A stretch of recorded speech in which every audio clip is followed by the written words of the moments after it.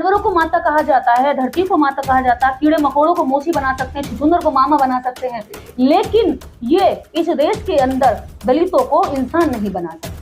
जिस धर्म में करोड़ों करोड़ों देवदासियां मंदिर में रख करके उनका यौन शोषण करा गया हो, उनकी जांघों की हड्डियां तक तोड़ दी गई हो, और उनको जब वो बूढ़ी हो जाती है तो उन्हें वैश्यालय में वैश्यवृत्ति करने के लिए छोड़ दिया गया हो, तो ऐसे सनातन का हम क्या करेंगे? गिरगिट भी इन्हें देख के अरे बाप रे हैरान हो जाएगा कि भैया मैं गिरगिट हूँ, ये गिरगिट है, तो ये गिरगिट के मामा हैं।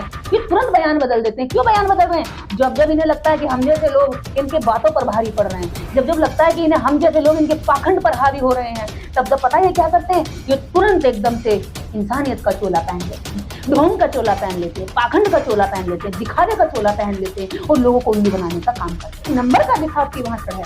मैं कहती हूँ यदि मोहन भागवत कहते हैं छुआछूत मिटनी चाहिए, तो इस देश के अंदर संख्या अनुपात में भागीदारी दे दो, छुआछूत खुद मिट जाएगी। इस देश में आप ब्राह्मणों की, आप कहिए ब्राह्मणों से कि जाइए आप गटर साफ करिए, आज से वाल्मीकि गटर साफ नहीं करेगा मोहन भागवत जी, अब दिखावे से काम नहीं चलेगा। आप कहिए कि ब्राह्मण भंगी एक समान, और गटर में उतरेंगे दोनों ही, सनातन का समर्थन कर देंगे। जिस दिन सनातन ये कहेगा कि ब्राह्मण भी भंगी भी सीवर में उतरेगा, जहरीली गैसों को साफ करेगा, उसमें उतर करके उसकी सफाई करेगा, देश की सुरक्षा करेगा, देश का सम्मान करेगा, और देश के अंदर सबसे बड़ा कारण, देश के अंदर ढोंग पाखंड की दुकानें बंद करके इन पर स्कूल खोला जाएगा, इन पर यूनिवर्सिटी बनाई जाएंगी, इन पर अस्पताल बनाए जाएंगे। हम सनातन के समर्थन में आ जाएंगे कि सनातन ये काम करता है। आप देख रहे हैं पब्लिक आवाज टीवी।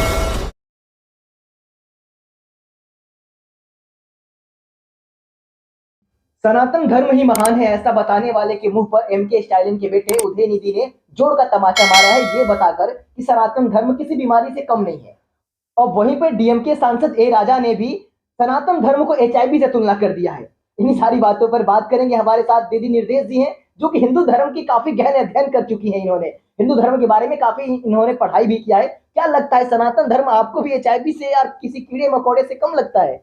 देखिए, जो उदयनिधि जी ने बयान दिया है कि हिंदू या सनातन धर्म पर चर्चा नहीं की जा सकती, इसको डेंगू मलेरिया की तरह नष्ट ही कर देना चाहिए।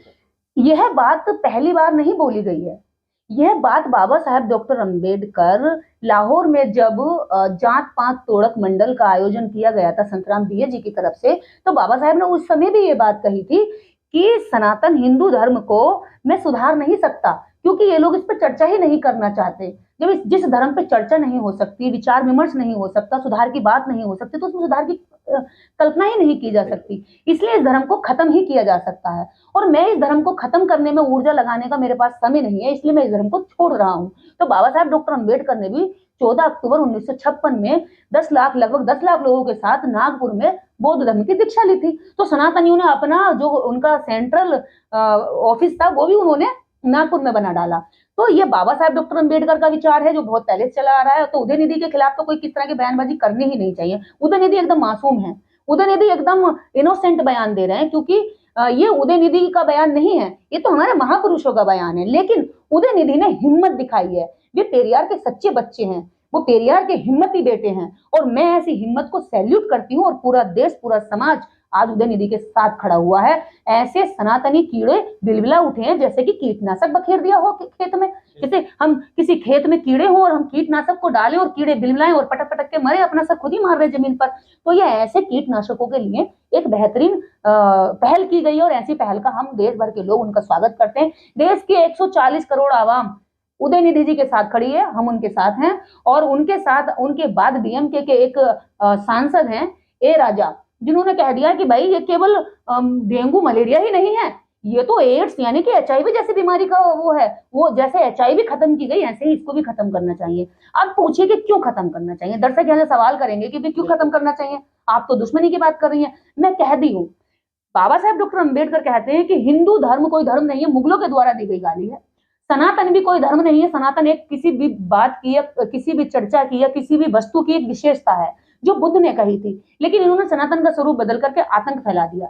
आज जब जिस सनातन में 7 करोड़ अछूतों को इंसान नहीं माना जाता हो, तो ये सनातन खत्म हो जाना चाहिए। जिस सनातन में 50% महिला आबादी को वोट देने का अधिकार नहीं देने दिया जाता हो और बाबा साहब उसके लिए लड़ रहे हो, तो ये सनातन खत्म हो जाना चाहिए। लेकिन सनातन धर्म में तो महिलाओं को सम्मान दिया जाता है, महिला तो छोड़िए, जानवर को भी माता कहा जाता है, धरती को भी माता कहा जाता है। जानवरों को माता कहा जाता है, धरती को माता कहा जाता है, कीड़े मकोड़ों को मौसी बना सकते हैं, छुछुंदर को मामा बना सकते हैं, लेकिन ये इस देश के अंदर दलितों को इंसान नहीं बना सकते, इंसान नहीं मान सकते।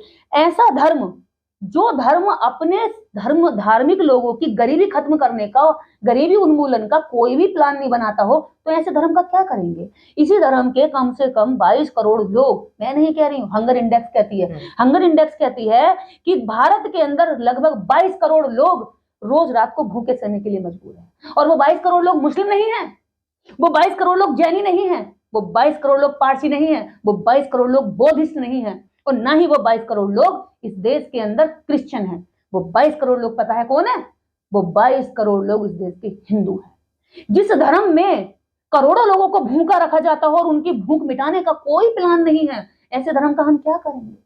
जिस धर्म में करोड़ों करोड़ों देवदासियां मंदिर में रख करके उनका यौन शोषण करा गया हो, उनकी जांघों की हड्डियां तक तोड़ दी गई हो, और उनको जब वो बूढ़ी हो जाती है तो उन्हें वैश्यालय में वैश्यवृत्ति करने के लिए छोड़ दिया गया हो, तो ऐसे सनातन का हम क्या करेंगे? यदि ये सनातन गरीबी नहीं खत्म कर सकता तो हम इसका क्या करेंगे? यदि ये सनातन छुआछूत खत्म नहीं कर सकता तो हम इसका क्या करेंगे? यदि ये सनातन इंसान को इंसान मानकर अपने पास नहीं बिठा सकता तो ऐसे सनातन का हम क्या करेंगे? जिस सनातन में गरीबों को उठाने के लिए आरक्षण का संविधान ने प्रावधान किया, तो ऐसे डॉक्टर अंबेडकर से नफरत करता हो जो कहता हो कि गरीबी को खत्म करने के लिए आरक्षण दो, तो वो आरक्षण से नफरत करते हो, तो ऐसे सनातन से हम क्या करेंगे? लेकिन मोहन भागवत अभी एक स्टेटमेंट दिया है, उन्होंने कहा है कि जब तक जातिवाद रहेगा, छुआछूत रहेगा, तब तक आरक्षण मौजूद रहेगा। ये बयान देखिए, ये बड़े रंगा बिल्ला, ये एकदम से क्या करते हैं, गिरगिट की भी इन्हें देखकर शर्मा जाए भाई, गिरगिट भी इन्हें देख के अरे बाप रे हैरान हो जाएगा कि भैया मैं गिरगिट हूँ, ये गिरगिट है, तो ये गिरगिट के मामा है। ये तुरंत बयान बदल देते हैं। क्यों बयान बदल रहे हैं? जब इन्हें लगता है कि हम जैसे लोग इनके बातों पर भारी पड़ रहे हैं, जब लगता है कि इन्हें हम जैसे लोग इनके पाखंड पर हावी हो रहे हैं, तब पता है क्या करते हैं, ये तुरंत एकदम से इंसानियत का चोला पहन लेते हैं, ढोंग का चोला पहन लेते हैं, पाखंड का चोला पहन लेते हैं, दिखावे का चोला पहन लेते हैं और लोगों को उल्लू बनाने का काम कर लेते हैं। यानी मोहन भागवत दिखावा कर रहे हैं क्या? एक नंबर का दिखावटी भाषण है। मैं कहती हूँ यदि मोहन भागवत कहते हैं छुआछूत मिटनी चाहिए, तो इस देश के अंदर संख्या अनुपात में भागीदारी दे दो, छुआछूत खुद मिट जाएगी। इस देश में आप ब्राह्मणों की, आप कहिए ब्राह्मणों से कि जाइए आप गटर साफ करिए, आज से वाल्मीकि गटर साफ नहीं करेगा। कितने वाल्मीकि ऐसे हर सप्ताह में एक वाल्मीकि सीवर की सफाई करते हुए मर जाता है। एक बड़ा तबका जो दूसरे इंसानों की टट्टी अपने सर पे उठा के चलता हो और उसमें कह रहे हैं छुआछूत मिटनी चाहिए। छुआछूत भाषण से नहीं मिटेगी, छुआछूत डॉक्टर अंबेडकर की कही हुई बातों से मिटेगी जिनसे तुम नफरत करते हो। छुआछूत बराबरी को देने से मिटेगी, छुआछूत अधिकार देने से मिटेगी। देखिए किसी भी गरीब को, एक होता है एक गरीब बैठा, अरे बड़ा गरीब है, हम ये कह के चले आए, लेकिन निर्देश क्या कहती है और बाबा साहेब क्या कहते हैं?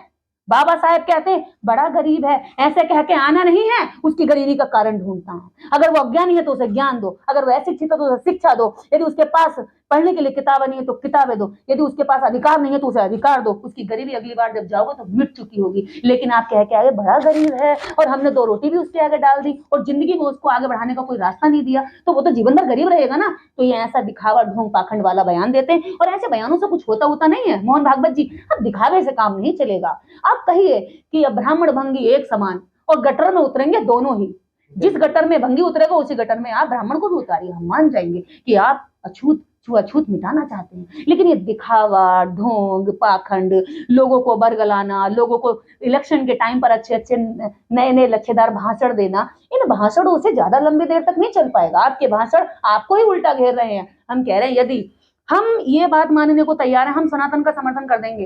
जिस दिन सनातन ये कहेगा कि ब्राह्मण भी भंगी भी सीवर में उतरेगा, जहरीली गैसों को साफ करेगा, उसमें उतर करके उसकी सफाई करेगा, देश की सुरक्षा करेगा, देश का सम्मान करेगा, और देश के अंदर सबसे बड़ा कारण, देश के अंदर ढोंग पाखंड की दुकानें बंद करके इन पे स्कूल खोला जाएगा, इन पे यूनिवर्सिटी बनाई जाएंगी, इन पर अस्पताल बनाए जाएंगे, हम सनातन के समर्थन में आ जाएंगे कि सनातन ये काम करता है। अन्यथा सनातन एड्स की बीमारी की तरह नष्ट कर देना चाहिए। मैं खुद ये बयान देती हूँ आज। Thank you.